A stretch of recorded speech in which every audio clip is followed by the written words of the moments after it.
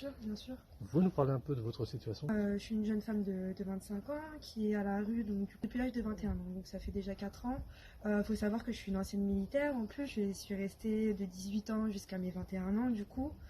Donc j'ai été volontaire militaire. Donc je me suis retrouvée dehors à dormir dans ma voiture en ayant bien sûr un travail en tant que réceptionniste donc chez Accor Hotel, une très grande structure avec un assez bon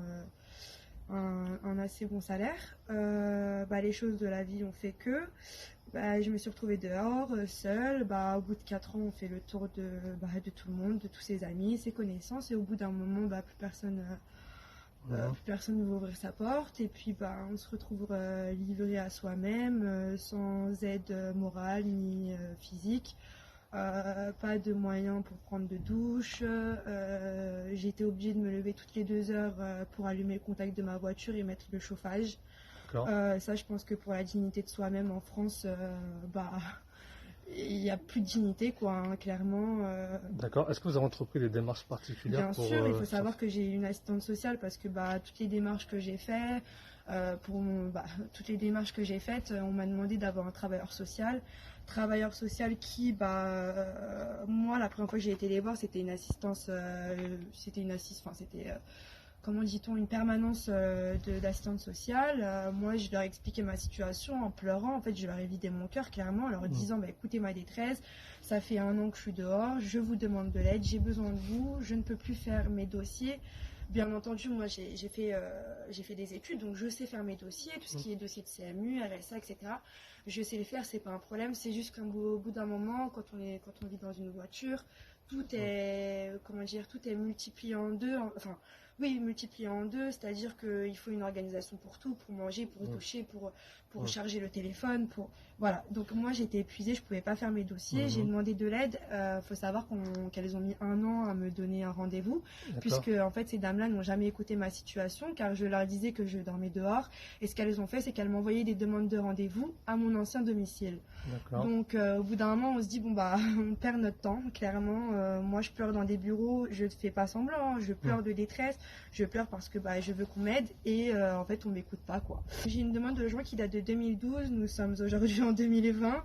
Clairement moi je dénonce cet office HLM qui me laisse dehors, qui me laisse vivre dans ma voiture. Je suis tombée malade dans ma voiture de la thyroïde, donc j'ai une hyperthyroïdie qui nécessite des soins, c'est-à-dire faire des prises de sang tous les 15 jours pour mesurer mes taux d'hormones. Donc c'est un traitement lourd à l'iode actif que je dois prendre, et malheureusement je ne peux pas le prendre, ce qui fait que je perds mes cheveux, que je suis en sous-poids, que je tremble, que j'ai mal au cœur tous les matins, que j'ai chaud tous les matins, et je ne peux pas me soigner puisque je ne peux pas, forcément, je ne peux pas être attentif à tout ce qui est soins médicaux, alors que moi-même je ne dors pas, je ne mange pas. Et actuellement là, pour tout ce qui est alimentaire, comment vous faites? Alors alimentaire, ce que je faisais, c'est qu'en fait on avait dans notre ville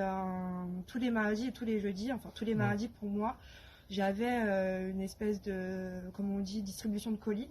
Donc il faut savoir que moi je suis toute seule et j'avais le droit, vu que en plus je ne peux pas cuisiner, donc je suis toute seule dans ma voiture, il faut savoir que j'ai le droit à une pomme, un yaourt, un gâteau et 2 bouteilles de lait. Donc, et ça, donc j'ai recours à cette distribution le mardi, et il faut que j'attende jusqu'à mardi prochain pour avoir cette pomme, ce gâteau, ces 2 boîtes de yaourt. Vous avez contacté des associations? J'ai contacté de nombreuses associations. Je ne saurais pas vous dire les noms, mais j'ai toute une liste. J'ai contacté donc toutes les associations. Ils vous ont répondu ou pas? Aucune réponse. Pareil, j'ai fait auprès des assistantes sociales un CHU, un CHRS, un SIAO. Il n'y a rien qui a donné de réponse.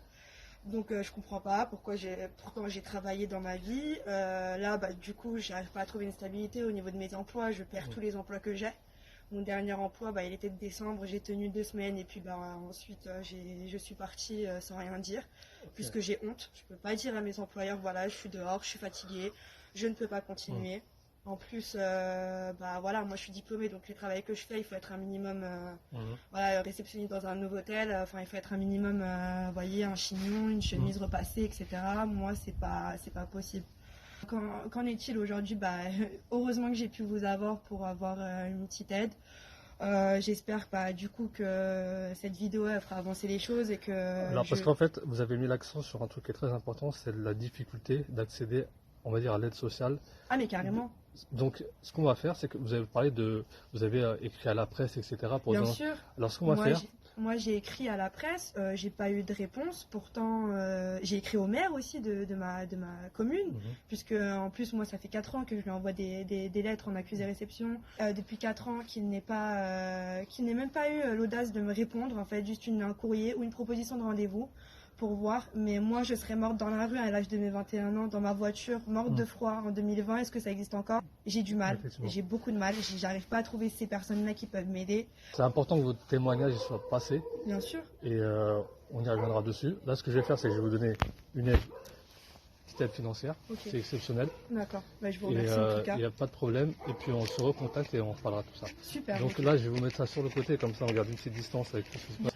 Donc moi vraiment je veux qu'on montre et si ça peut permettre à d'autres gens qui sont, parce que je le sais, j'en ai rencontré dans la rue des gens qui sont dans la nécessité, si ça peut les aider. Effectivement. Déjà on va lancer une bouteille à la mer avec cette vidéo, on va la partager sur nos réseaux et puis par la suite on se tient au courant et puis on verra. On fait ça. Alors faites attention à vous.